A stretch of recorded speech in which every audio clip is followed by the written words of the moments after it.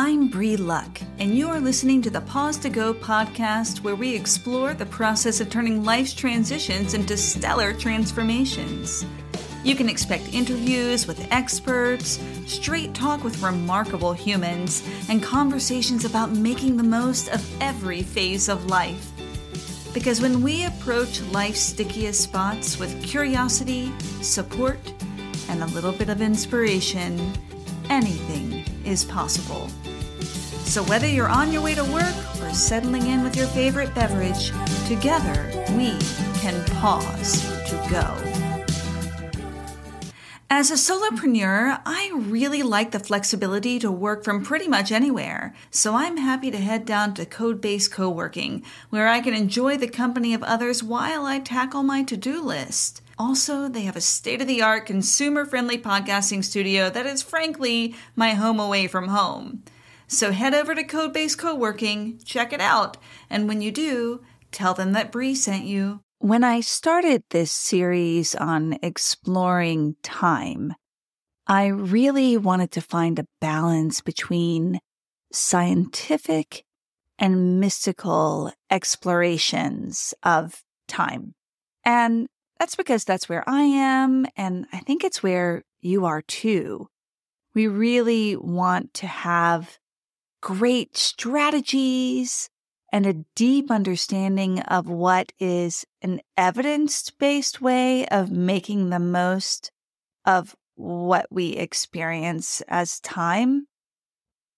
And also, I wanted a mystical approach because when we are looking at quality of life, we have to have room for our emotional and spiritual selves.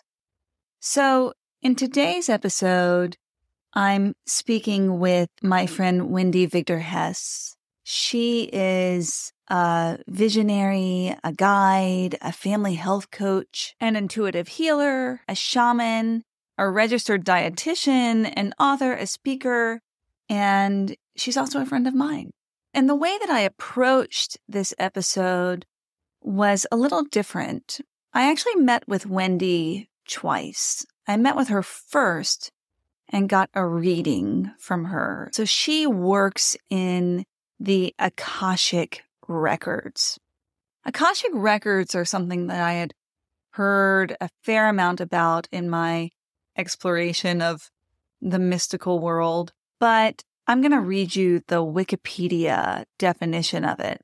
So it says, the Akashic Records are a compendium of all universal events, thoughts, words, emotions, and intent ever to have occurred in the past, present, or future in terms of all entities and life forms, not just human. There are anecdotal accounts, but no scientific evidence for the existence of the Akashic Records. And Akashic, by the way, is the Sanskrit word for ether, sky, or atmosphere. I really wanted to know more about the Akashic Records, so I had Wendy do a reading for me. And I didn't share that reading here, but we begin this episode by reflecting on part of that reading. So enjoy this episode with Wendy Vigdor-Hess and see if diving into the Akashic Records might help you make the most of your time. So recently you did a reading, an Akashic Records reading with me, for me. Do you say for or with? It felt like with you. It no, felt it's like together. It's an experience together. Yeah. And I won't get into it too much, but first of all, it was really lovely. And there's something about sharing space with another wise woman. I was thinking, like, are we crones? Are we calling ourselves crones yet? Are we queens? Like, where are we? Priestess, goddess, I don't know. We can go to all different. I think you're all of the above. You're definitely a priestess.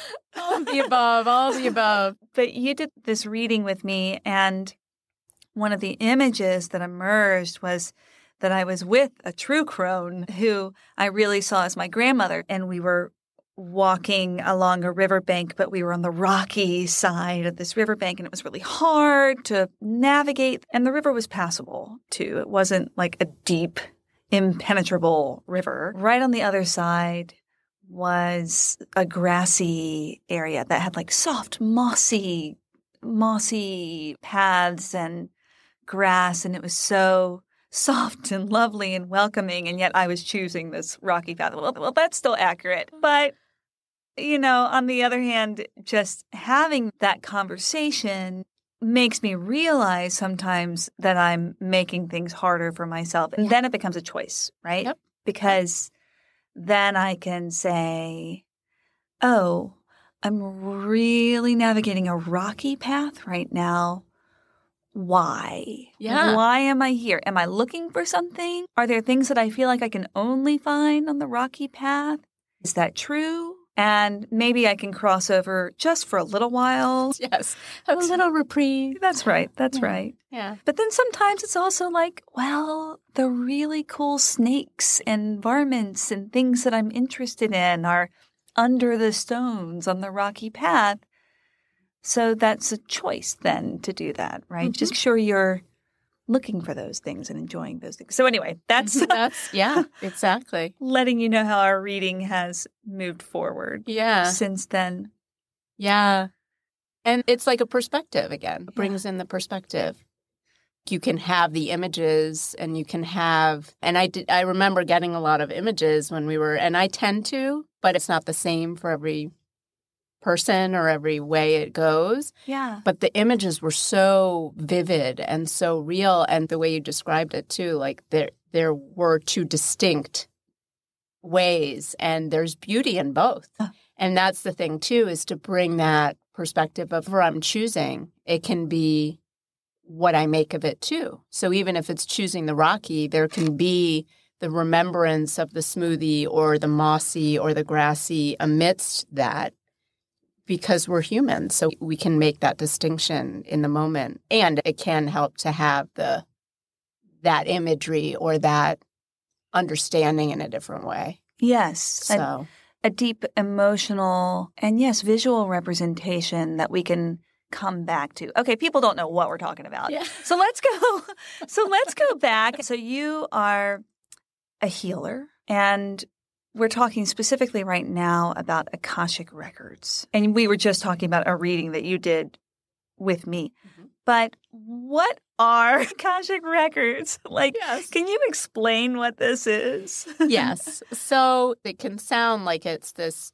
big thing, and it is. It's beautiful. They are available to everyone, and there's a way in which you can access them, which we can talk about too.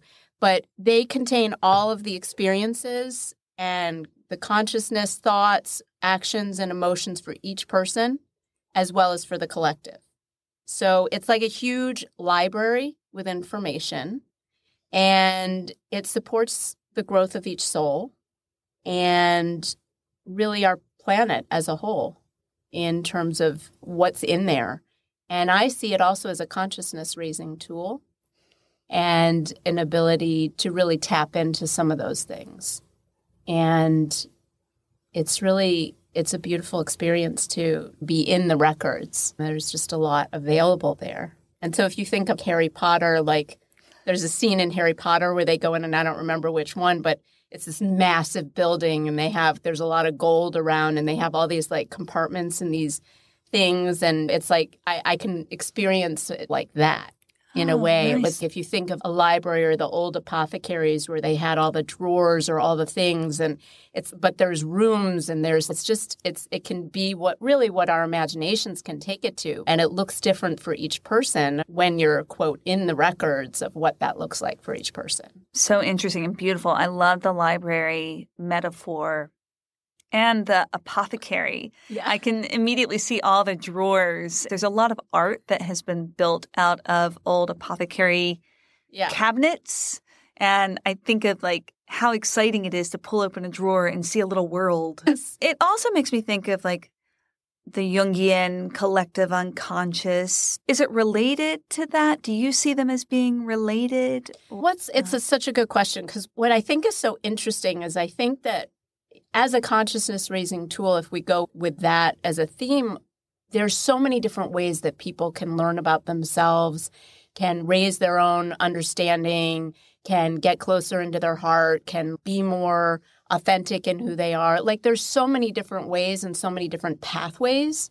And so I feel like this is another pathway. And this is one pathway. Like you can use this pathway alongside of a lot of other pathways. Like we're so multidimensional as people that we need more ways to do that because it's an exploration. So when we're exploring more about ourselves, like what better way to go towards what actually is calling our attention or what we're curious about or what we may be interested in, or where there may be people that we love that hang out in those places, or there's people that hang out that we might feel a little bit intimidated about, but we still have that curiosity, so we might dip a little toe in. So I don't see it the same as that, but I see it as another avenue or as like almost parallel.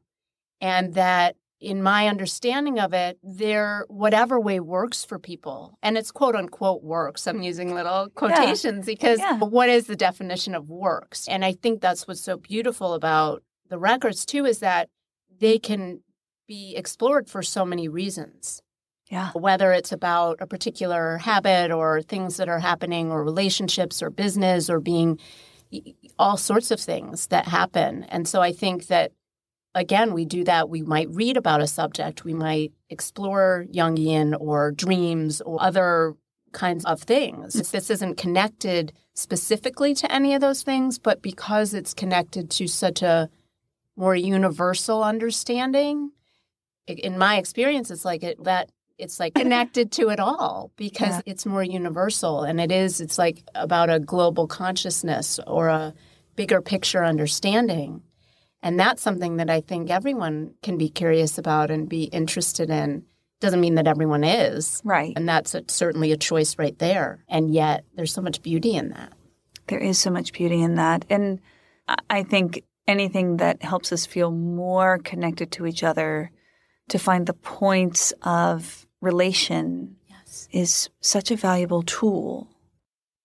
I'd like to pause for a moment to talk about a project that I'm super excited about, and that is the Rehearsal Room. The Rehearsal Room is an online open coaching membership, so people can join at any time and bring a project or something that you're working on. That could be a TED Talk. It could be a board presentation. It could be an audition piece. It could be a one-woman show.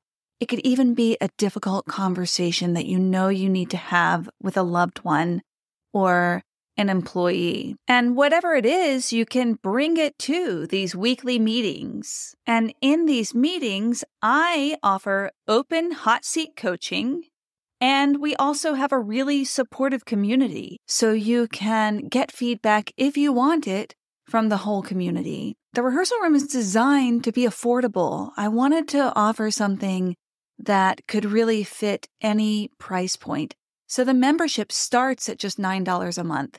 And again, you can sign up at any time. So if you're interested in joining the Rehearsal Room and bringing a project to the table or just being a part of a community, then head over to thelovelyunbecoming.com, click on the Rehearsal Room, fill out a quick application, and you'll be on your way to being a member. I'd love to get in the Rehearsal Room with you. And now back to the conversation with Wendy Vigdor-Hess. What culture does Akashic Record, what does it come from? Yeah, it's so interesting.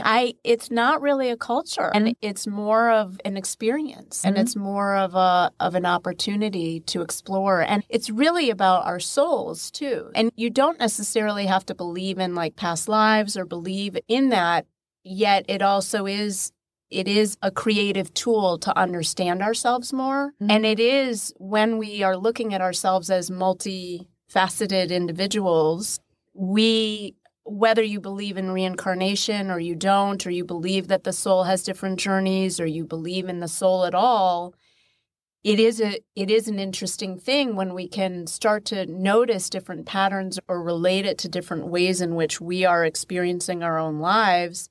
and realize, you know what, I've talked about this in therapy a lot, or haven't I peeled the onion a million times on this one? We have like things that we understand in our own lives as we open up the door to choose to be more aware of some of our things in our life.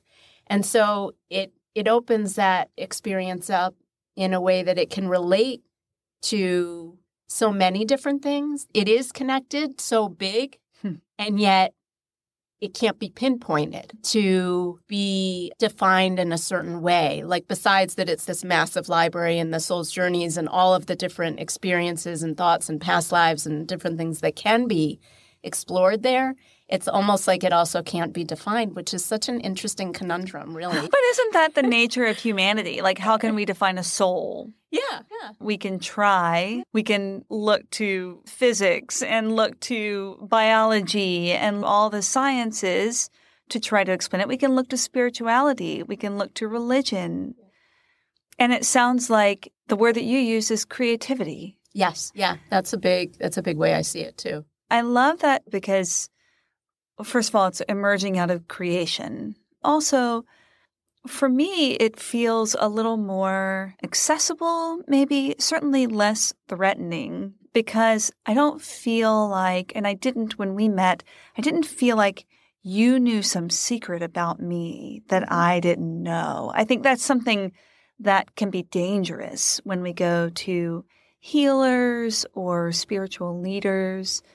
There can sometimes, and this is in the last conversation that I had, we talked a little bit about cultish behavior and how to avoid that. And I think that's a really key element is if someone or an approach making you feel not enoughness and that you need this approach to feel enoughness, I think that can be problematic. That's where dogma comes in. Absolutely. Right? I wholeheartedly agree with that. And one of the things that I love about the records and doing is that it's really it's about, and it sounds kind of floofy or what, I don't know the word, but it's really about love. It's really about this pure love and oneness and acceptance. And it's like a way that it can be like a reflection or a mirror of how amazing and magnificent we truly are. And we are like beyond what we can see because most of the time in our human day-to-day, we're being hard on ourselves or we're judging or we're wondering or we're feeling like this person's better or that thing is better or we're striving or we're all these things that have really, they're part of the duality of how we are living. And it is what also moves us forward because we can't have the sun without the moon. We need that duality and the polarity. And that all exists in the records, and it exists in our existence, and it exists in our beingness. And so if we're touching on that, it's a way that if we're reflecting, it's what are we choosing to reflect? And even if things come up in the records that are things that we lived through that were hard or experiences that are hard, they're not reflecting from the place of hardship. They're reflecting what the lessons and the gifts are so that we can move on and that we can feel more of a freedom from those things and a thank you, not a freedom, oh, good, I'm done with that. And yet, yeah, it could be that, but it also can be like a thank you and a gratitude of I went through that so that I can be having this understanding now. Yeah. And the other thing I would say is that really in the reflection, it's very much about empowerment. Because it's very much about, yes, I happen to be the other person across from whomever I'm doing this with. And it's not about me. It is about the other person. And it's almost bigger than that even, in that the information that comes is really connected to your guides, my guides, to the highest, and I call in the highest benevolent beings. And again, whether you believe in that or not, whether you believe in your higher self, yet I know my intention with that. So it's really about keeping a safe container.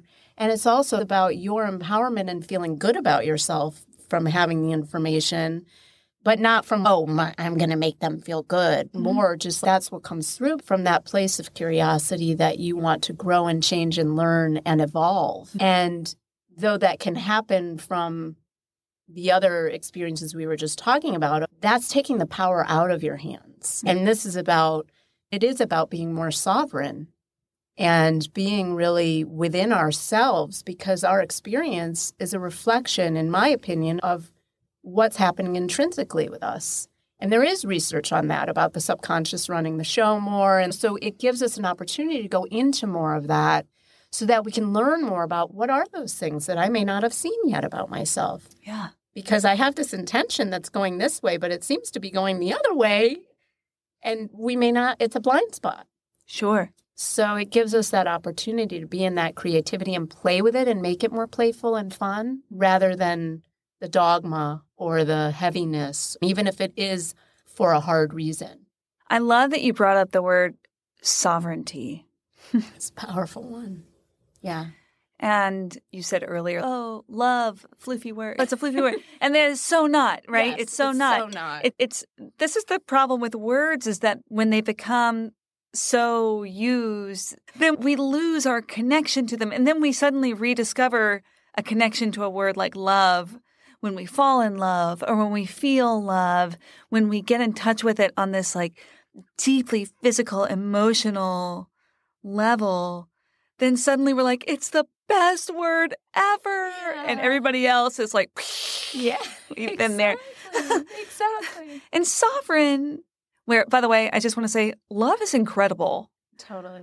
And it's divine love, too. It's yes. really, it's like a deeper, it's not, because sometimes in our day-to-day lives, and I do it, I love you, as I'm saying goodbye to my family. And it can have this kind of perfunctory kind of feeling to it. Yeah. But when we're in the presence of the moment, it's really about presence. And that's what the records speak to, too, is like, what are we choosing to be present to? And like you spoke about, do I want to be on the rocky? When it becomes that choice. But it is bringing presence. And we can bring presence to the crappy situations that we have, and we can bring presence to the most joyful and amazing and whatever that.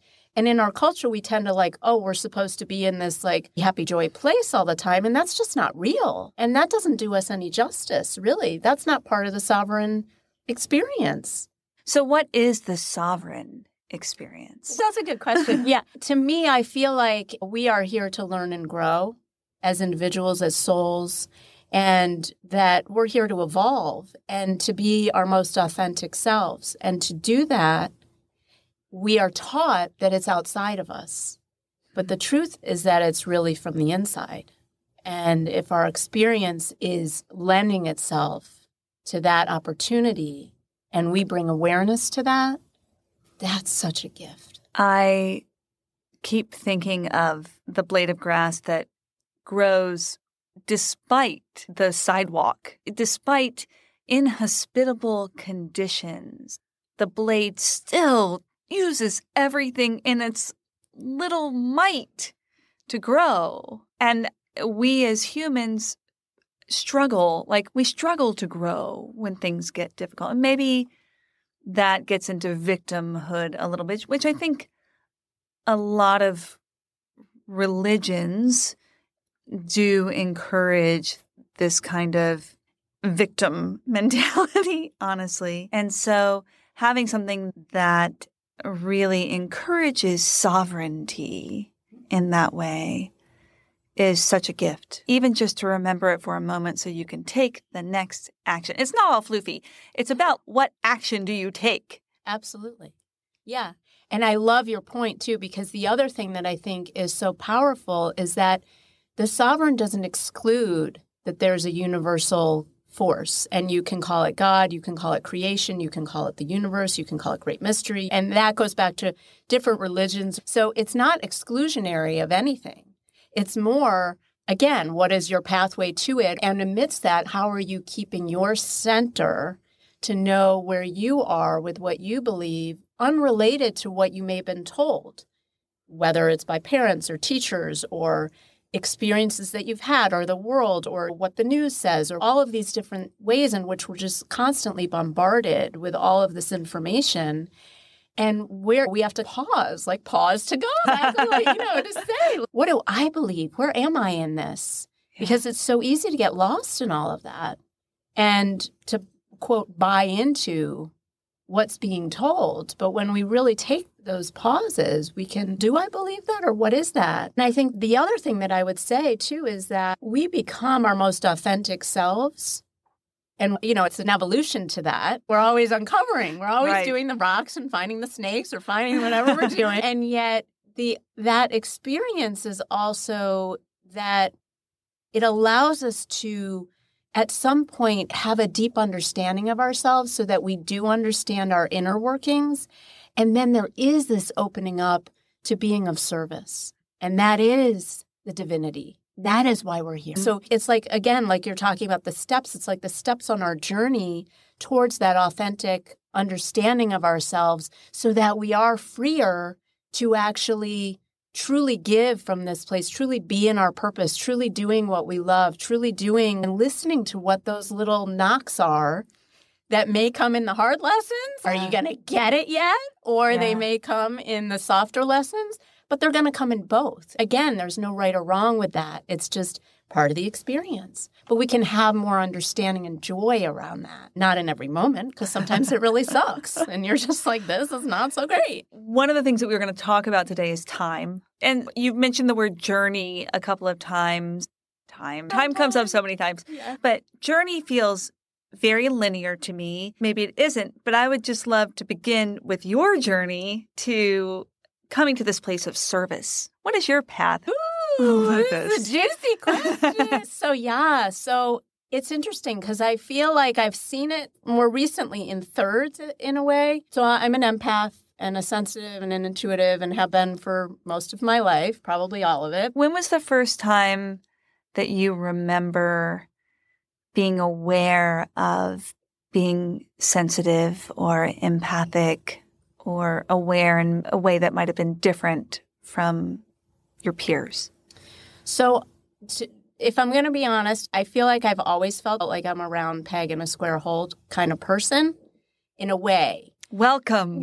Welcome. And I think that for a lot of my childhood and growing up and through a long time, really, it was about, this is so uncomfortable. I don't want this. So I just want to do what I can to fit in and to be, quote, normal and to be like the others. And I didn't really know what to do with it per se, but I was aware that I was sensitive. Like I remember doing volunteering. I was like a candy striper. And I remember like easily being able to cry or would just feel people. And I've always had this interest in people. I could just talk together and learn, what about you? No, what about you? Like that kind of sensitivity and like a tuning in to people and human beings and the experience of it all.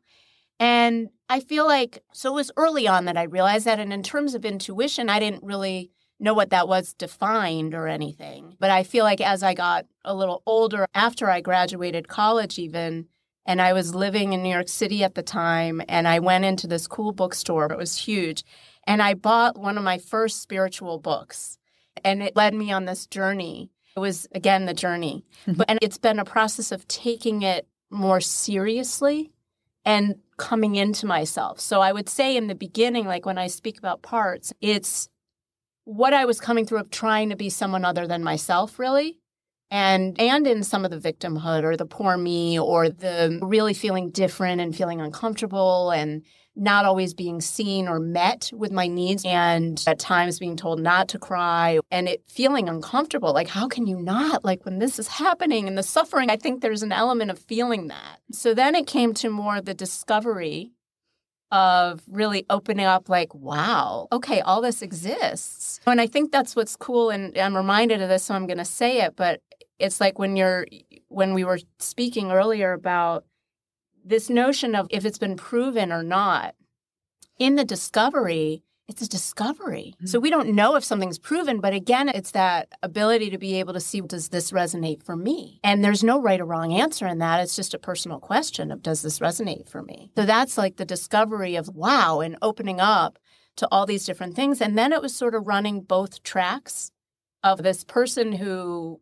was in the intuitive woo, out there, wow, this is huge. This is fun for me. And then they're like, well, but you can't do that because you need to like, it's like when you, in cultural conversation, it's, you're supposed to get married, then you're supposed to buy a house, then you're supposed to have 2.2 kids, and then you're supposed to do this, and then you're supposed to get a job and this. And it's like undoing all of that. And that's the discovery, is undoing to choose what it is for you. And then I feel it's moving more into the recognition of knowing more and more who I am or who we are I feel like the choice really comes in there, because it's not to say that the drama and the stuff doesn't still come up of a historical, oh my God, I don't fit in here, and should I speak what I really mean, or is it going to be judged, or, all that stuff still comes up. And it's, what am I going to choose here?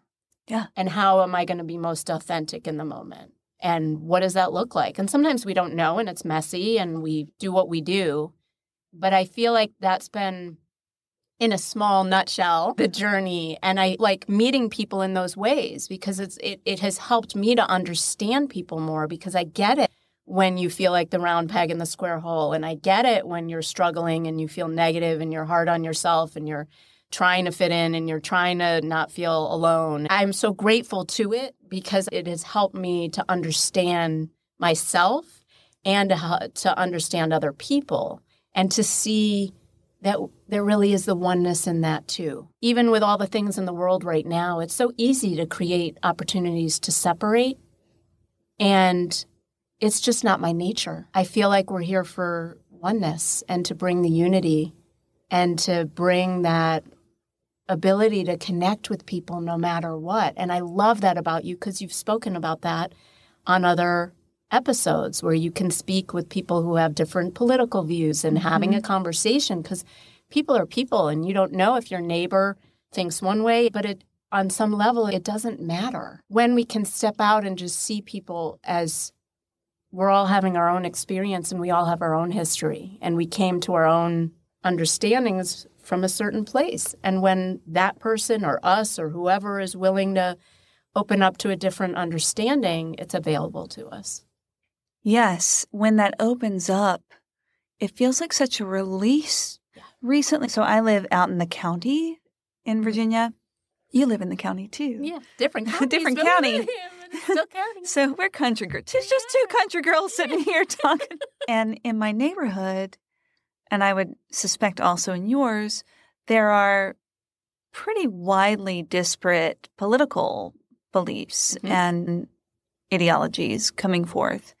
And at the peak of the last election cycle, it felt pretty contentious. It felt a little scary. And we had neighbors, they've since moved away, which is sad, actually, because of what I'm about to say. But I felt fear. I didn't want to run into them. I didn't want to talk to them.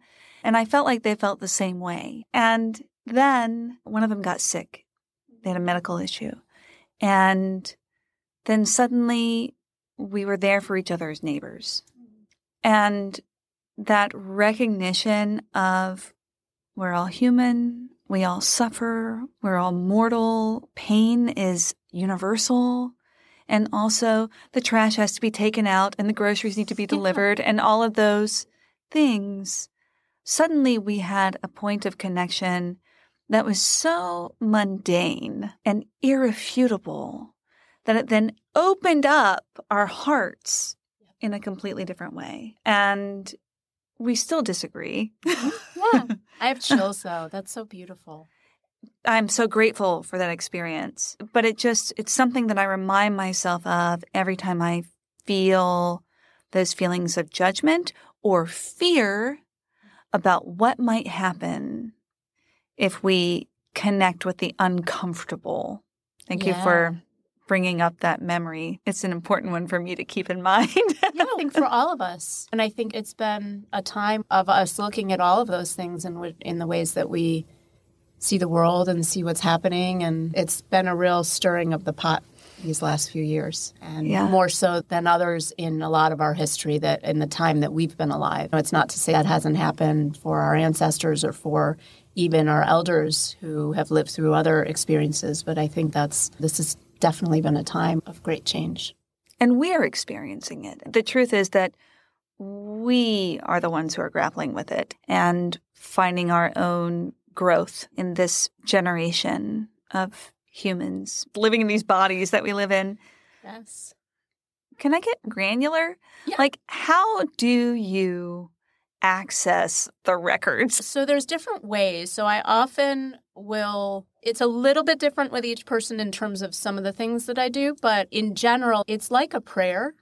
So I may open space, I may light a candle, I may ground, us and certainly myself beforehand. How do you ground?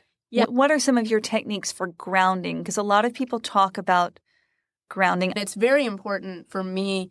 I can tend to, just as you may hear my excitement in talking about this, I can tend to get just super excited and be out there with it. And so to ground it, because it's important to really have it be from a grounded place. Mm-hmm. And so for me, that looks like a number of different things. But one of the things is to literally go outside and feel my feet on the earth and just be with it and take some breaths. And I go out in all different weather, but if just for anyone listening, just there, if you don't want to go outside or there's snow on the ground or it's too cold or it's not your thing, you can imagine that just wherever you're sitting. And you can imagine your feet going into the earth, deep into the earth, and then feeling it like through the floor that they're touching or through wherever you are, and then in through all the layers of the soil, through where the plants are hibernating through. You can just have fun with it, but to really feel what it's like to really be down deep. And if you're a gardener, if you're someone who works with your hands in the dirt, really like connect to that and feel what it's like to really be in that. And then I bring it down all the way to the center of the earth. And sometimes it's often like a crystalline core that I see and that I experience. And so it's bringing it down. And then I'm also really having intention around what I'm giving to the earth when I'm doing that. So if I'm feeling particularly stressed or I'm feeling heady or I'm feeling ungrounded or scattered, we all have a million different things that we can be feeling that are taking us out of the present moment. Sure. But the point for me to be grounded is to be in my most present state. And it can be as simple as just literally, like it's taking longer to describe it than it does to actually do it. And having that intention of going deep into the earth and just do some breath work and connect through my breath to ground myself. And I may play with the numbers of breathe in for 4, hold for 4, release for 4, or breathe in for 4, hold for 6. There's different ways. And just seeing what works for whomever is trying it. And then there's other ways in terms of the prayerful. For me, making a ritual out of it is something that I really enjoy doing. So it could just be as simple as lighting a candle and bringing presence to that and seeing the light of the candle, reflecting the light in me and my grounding and that I'm here. And just the feeling of a lighter or a match that is very bringing us back to a present moment. It's very tactile. And sometimes it's like a swiping. I have a lot of different things, but I think that it's helpful to have different things and for people to also determine what that is for them because it is a personal thing. And again, that goes back to the sovereign. These are all ideas. Some may resonate for you, some may not. Mm-hmm. And so it's that exploration of, I'm going to try that. Oh, that didn't work for me, but maybe if I breathe 5 times or maybe if I only breathe 3 because that 4 feels like too much. Or it can be using it and then making it your own. And there's so many different ways to do that. I'm totally taking notes as you're describing it. But it really sounds like for you, grounding is about truly coming to the present moment and having presence in that moment. Mm-hmm. And I think that's an important distinction to make because when we are deeply present, then we are open and ready. And we're also in a place of, and this is me, this is my own stuff coming in, but I would say sublime discernment that we can really feel immediately whether something feels resonant or discordant or wrong, just wrong.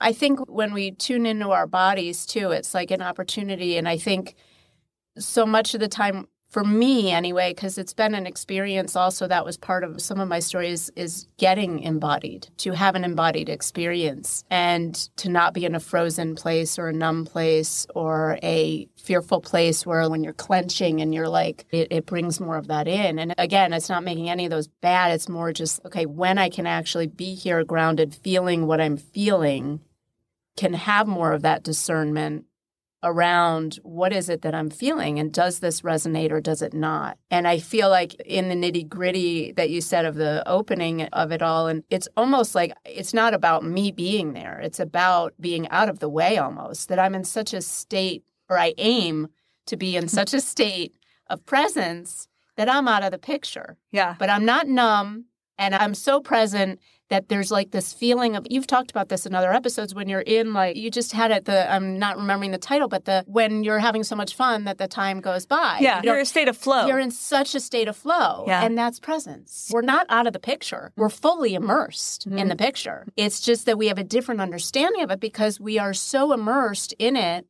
that there's nothing to be thinking ahead about or to be analyzing or to be wondering about or any of that. And so I feel like that's such a beautiful way of bringing up presence. This is really helpful for me too, because one of the things that I have a lot of resistance about is when people give a really great lesson or share something really insightful and wonderful, and they say they've channeled it. Sometimes when people say, I've channeled this, it immediately makes me feel more skeptical. It's a word, right? It's a word that doesn't resonate with me. It's a word that does, yeah.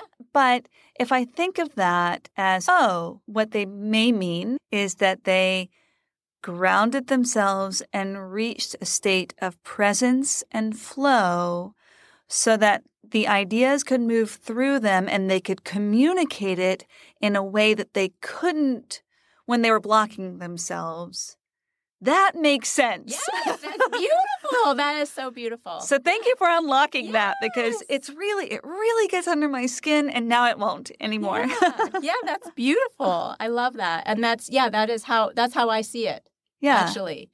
And I have used the word channeled sometimes. It's not something that I use often, but I will use it because it does feel like it's not me coming through me, and it's for the benefit of whoever is there, and it's for whether I'm doing it as a group thing or I'm doing it individually. And to me, it helps take me out of the equation. Yeah. And yet it is something that it does bring some discomfort in a way of the word or of what we're doing. And also I think of the integrity around it as well, because I do think that there is something that when we're going into these realms or into this, that there is an element of that. It's very important that you're working with someone that you do feel a resonance with or that you do feel a connection with, that you can feel that sense of safety. And in my own healing experiences of doing shamanism training and different things that I've done, I remember being even though I felt very safe with who I was working with, a number of times that I've done these different trainings, there's still that vulnerability and that letting go and surrender and trust and faith and things that still felt very scary to me. And it's something that I knew I was okay. And again, I'm saying this in a way that I'm putting my power into their hands. I knew I was okay because they had my back and yet part of it was I knew that they were holding it with such integrity that it wasn't about them either. Yeah. And I could feel that. Yeah. And that's important. It's very important. And sometimes it's hard to know. So yeah, it is. It is. And I think what you said, though, too, about like when you're in that, where you can be in that pause place of feeling it out, seeing or talking to them or having an introductory call or following them for a while or whatever. If it's something that like it's someone that you're looking to maybe do some work with or something like that, those are ways that can be explored. Yeah.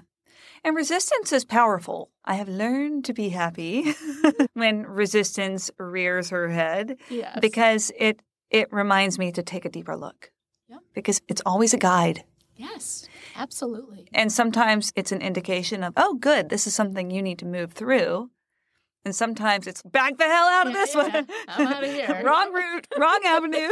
Let's go down the next road. Exactly. The other thing I would say is that there are different prayers that I say. One from some of my teachers that I learned from, and also the ritual aspect of it, creating the sacredness of it, and also toning can also be a way, using my voice. It's like a vibration or a frequency, and just opening up to what that is. And that can be created when the two people are together. Or when whether it's for a group, when I do the group ones, or just individually, there's a frequency. It's like when you hear the crickets at night, and you can hear that, like the humming, or there's a theme almost. And then you get the harmony. Yeah. And several things that you've talked about, the vocal intonation, the flow, the presence.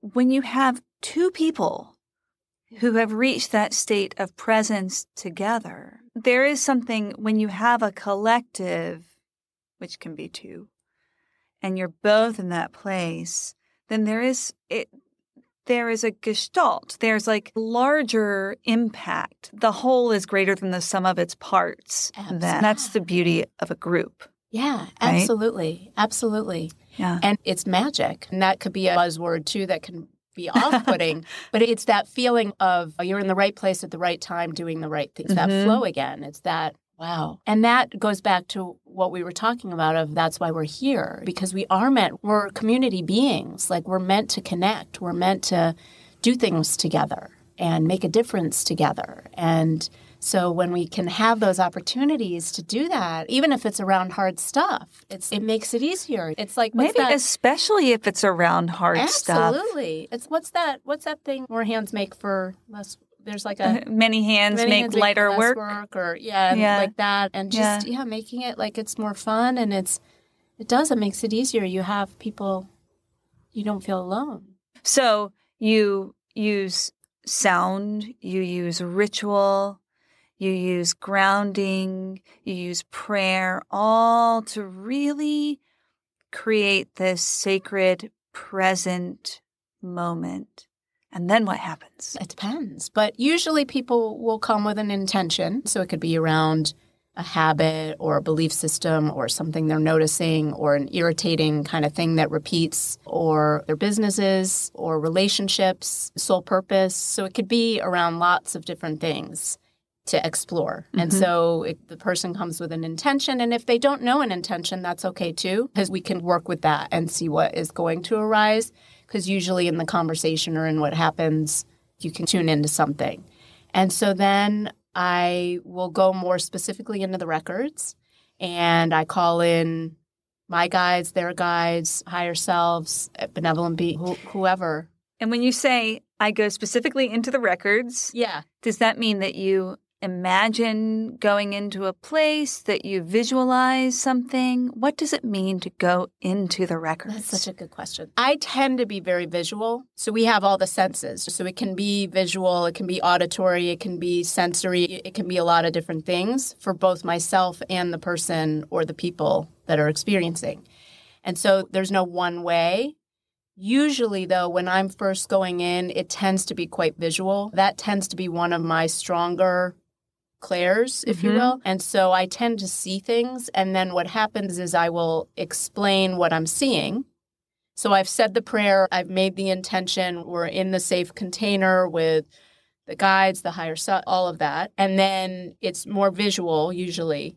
And there's a way in which I enter. And usually it's like I'm outside and then I go through a tunnel, if you will, or a pathway, or it can be different. I don't see the same thing. It depends on who's there. And then I go, and this tends to be similar, but it goes to like more of a place where I can see there's guardians of the records. So I ask permission, the person's guardians. And so I ask permission, and the permission is also, that's an important piece. The permission is also early on. It's before we're even doing this that I have permission when I'm saying the prayer. I'm saying the prayer, and then I'm also getting the permission of the person. So that's part of it, Thank you for doing that. Yeah. It's a big piece. It is. It's a vulnerable place. But then when I get to the guardians and asking permission, then sometimes they look a certain way. Sometimes I get a sense about the guardians. So everything, once I'm in this part of it already, everything has meaning to a certain extent. I may not understand what it means. I'm speaking it to the person. They may be like, oh, that reminds me, yes, when I was da-da-da, or they might be like, oh, I've had that memory, or I've had that on that dream, but I've never known what that is, or it can be all sorts of things. And sometimes it's not familiar at all. And sometimes it's dark. Sometimes I'm like, what does this mean? And it's really it's a collaboration between the person and myself and working with what's happening and the guides and everything that is happening. And so then it's going in, and usually depending on what it is, there's different rooms or different places that I would visit within the records, but I'm already in the records at that point. And so then we're just doing more of a deep dive and exploration, and the messages come in different ways. And that's it. We never know what that means. And then how do you leave?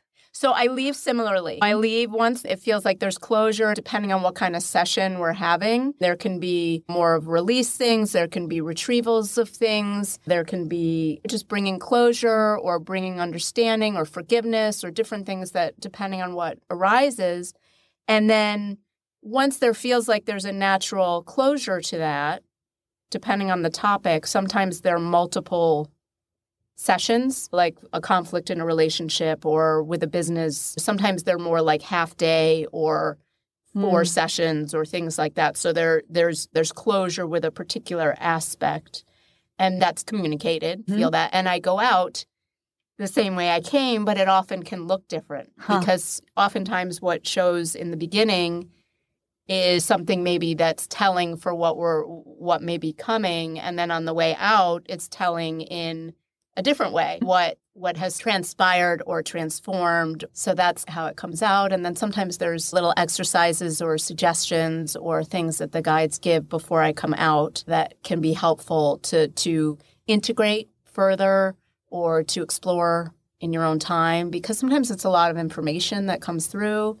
And it's not meant to be a one and done, or not necessarily that it can't be one session, but that it's not meant to be like okay, an hour ago I was here and now here I am. And it sometimes is a sitting with and a really allowing and just letting it unfold from that perspective. Yeah, the tools for integration and the rituals for integration are so key to really understanding and moving forward with new knowledge, no matter what it is. Absolutely. So I love that. You mentioned briefly the clairs.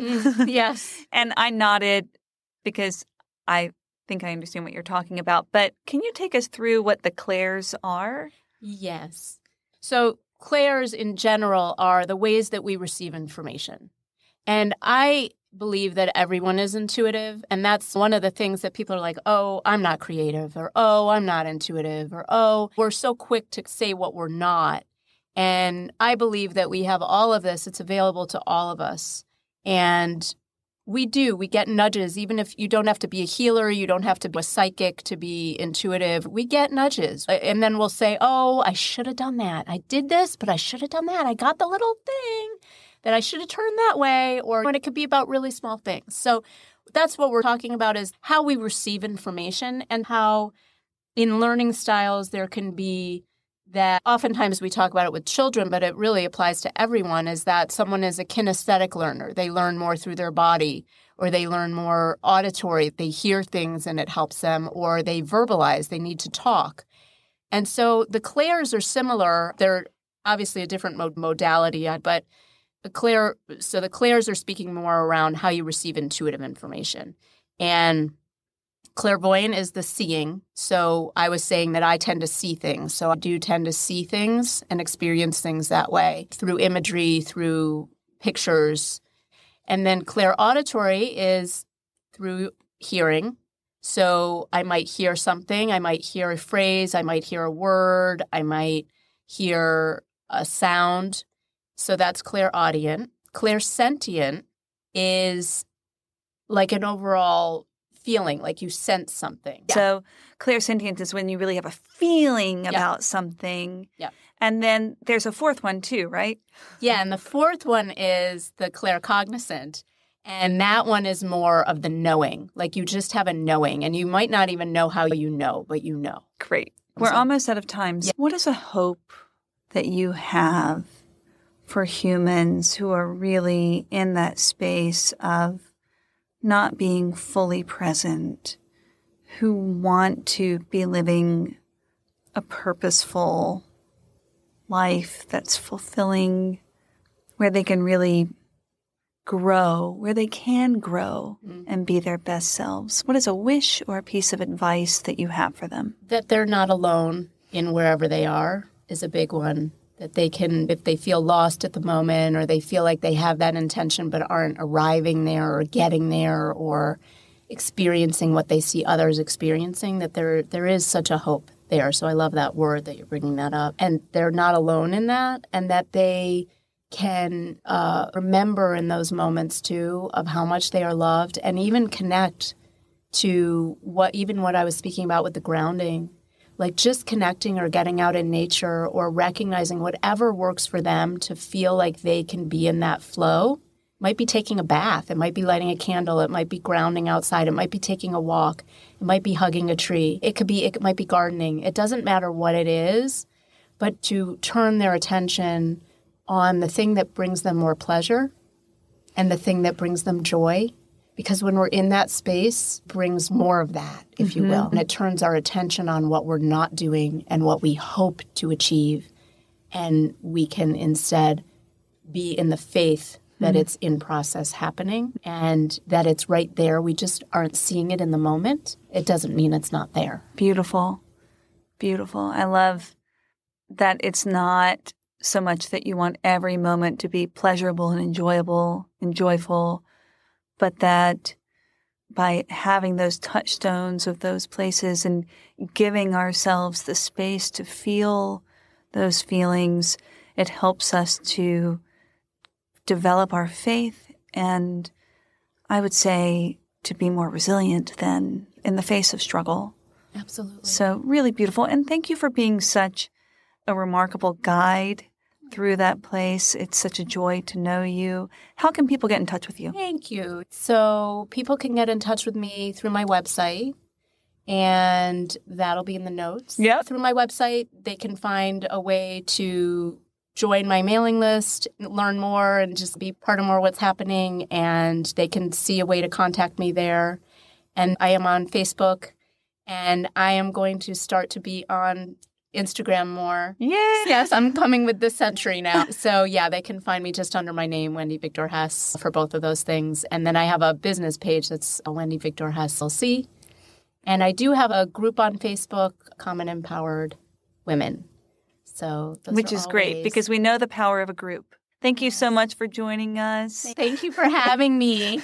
Thank you so much for listening to the Pause to Go podcast. If you got something out of this episode, let us know. Share it with a friend, join our Facebook group, and subscribe, rate, and review on Apple Podcasts if you loved it. If not, no worries. We want you to tell it like it is, and we'd love to have your input. If you want to know more about what I'm up to, you can follow me on Instagram at The Lovely Unbecoming or at my website, thelovelyunbecoming.com. Stay curious, y'all.